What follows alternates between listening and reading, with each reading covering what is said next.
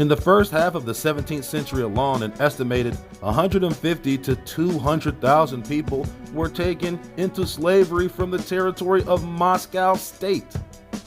These figures do not take into account those who were killed during the attacks. We see 2 million were taken between 1468 and 1694. 2 million just from Crimea, from 1468 to 1694. Not to mention any slaves in the Mediterranean. These are the Black Sea slaves, not even the Mediterranean slaves. So those estimates for white slaves might possibly be higher than even 3 million. And that's the funny thing about white slavery. It is definitely a part of history, but for some reason, the suppression game is on 1 trillion.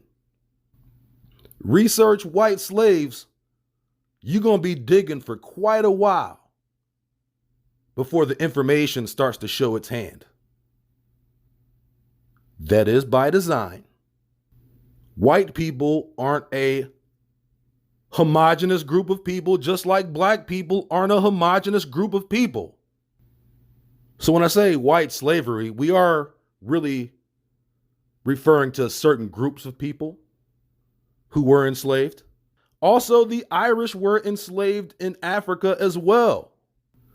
On record, Jan Jansen, the famous New Netherland Dutch Moorish pirate, raided Ireland. The Irish, those Irish, he raided Ireland during the age of colonialism. Put them on a boat and sailed to Algiers in Algeria, the largest slave market in North Africa. And from Algiers, who knows?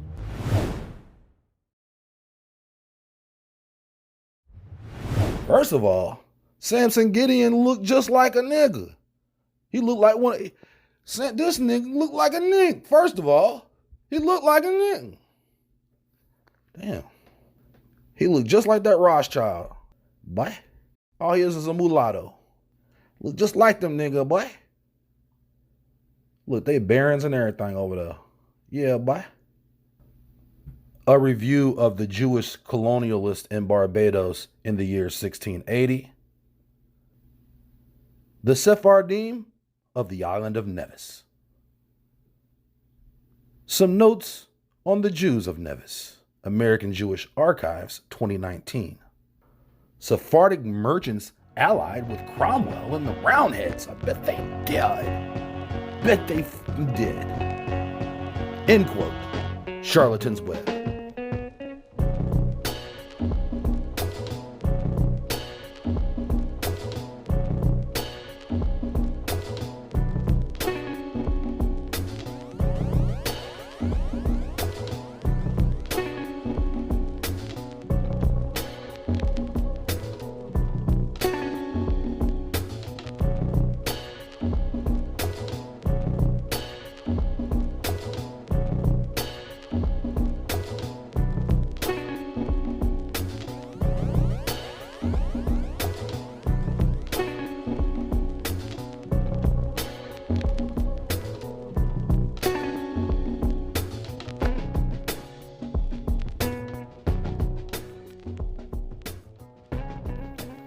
Back on the mainland, the majority of North America at the time was not under the control of Europeans.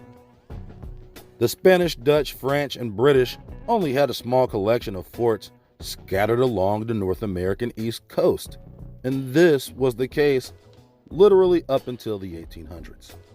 The oldest colonial cities in America, which were founded by them, St. Augustine, Florida, a Spanish fort founded in 1565, Fort Caroline, a French fort founded in 1564, Charleston, an English fort, 1670, Jamestown, 1608. Plymouth, 1630, English forts. New York was a Dutch fort, 1620. Newport, Rhode Island, 1600, a crypto-Jewish New English Portuguese fort. And even more so than protecting people, these fort cities protected wealthy merchant families and their commercial exploits. But nowhere on the mainland did they have more control than they did on the islands. Truthfully, the Caribbean became a safe haven for any trouble these people may face from hostilities regarding Indians on the continent. Don't let them Indians get too close, or they'll be on the first thing paddling back to Barbados. It's important to recognize at this point, the islands were far more controlled and fortified by the various flags of heathen than was the larger continent. That's why prior to 1650, there were far more immigrants to the West Indies than to the mainland colonies. Some of the oldest cities, especially in the South, cities like Charleston, Savannah, Biloxi, and New Orleans, were de facto charted out of various islands in the West Indies. It's also worth mentioning that all laws and codes concerning the treatment of so-called blacks are in direct intercourse with the statutes first employed in places like Barbados, Antigua, Jamaica, and the Bahamas. Come on, pretty mama. You know what I'm talking about? Bermuda, Jamaica. You know what I'm talking about, man. You know what I'm talking about. I don't know. I've always gotten racist vibes from the Beach Boys. Can't explain it, but I always felt like them niggas was racist. Yeah, the niggas just, I get racist vibes from them niggas. All right, my bad. Let me continue. France and Spain, who had significant presence in the Indies, each enacted their own regulations in dealing with indigenous people. France's Code Noir was invented in 1685 by Louis XIV and implemented into the French West Indies, French Guyana, and later, once they infiltrated Louisiana. The Spanish also had their laws of the Indies on which they would deal with subjugated Indians. And interestingly enough, both of their laws centered around the conversion of Indians to Catholicism, while the English laws centered around the conversion to Christianity. It's imperative to point out that Catholicism and Christianity are not the same religious practice. Christians center their worship around Jesus, a more monotheistic religion founded in pagan sun worship.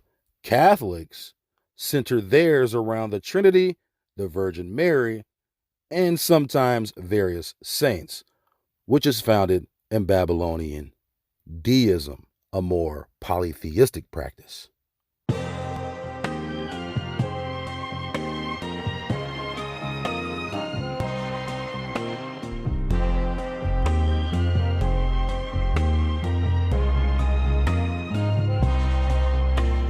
Quote, Charlton's Web, England's American Colonies in the United States. Quote, the first comprehensive English slave code was established in Barbados, an island in the Caribbean, in 1661. Many other slave codes of the time are directly based on this model. Modifications of the Barbadian slave codes were put in place in the colony of Jamaica in 1664 and were then greatly modified in 1684. The Jamaican codes of 1684 were copied by the colony of South Carolina in 1691. The South Carolina slave code served as the model for many other colonies in North America. In 1755, the colony of Georgia adopted the South Carolina slave code. Virginia's slave codes were made in parallel to those in Barbados, with individual laws starting in 1667. And a comprehensive slave code passed in 1705. And remember, among one of these slave codes, or what you'll come to find out, one of these slave codes is no Negro or Indian can own a Christian servant. Continuing. In 1667, the Virginia House of Burgesses enacted a law which did not recognize the conversion of African Americans to Christianity despite baptism. So we can see that Christianity can be used as a ploy for a slave to get freedom. One of the first laws on the book was you cannot enslave a Christian. The initial objective of all of these slave codes, Code Noir, the Code for the Indies, was first conversion. The French and Spanish, Catholicism, the English Christianity. So by becoming a Christian or converting to Catholicism, in theory, a slave should be free, based off their recognition of the slave law initially was not to enslave a Christian. And we'll also come to find that much of this history is based in the history of the Crusades. That's for another time. Or you can always tune into America is Egypt. Continuing. In 1669, Virginia enacted an act about the casual killing of slaves, which declared masters who killed slaves deemed resisting were exempt from felony charges. In 1670, they enacted a law prohibiting free Africans from purchasing servants who weren't also African. So now we're talking about free Africans in 1670.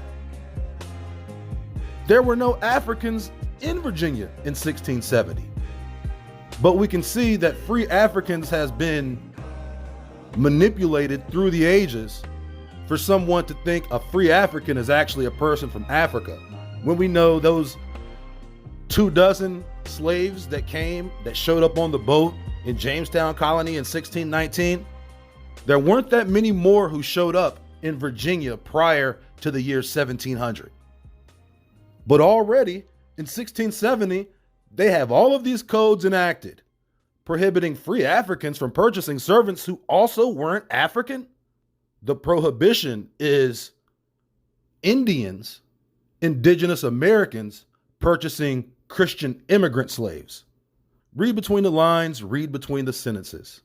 The real objective of this code is to keep who from buying who.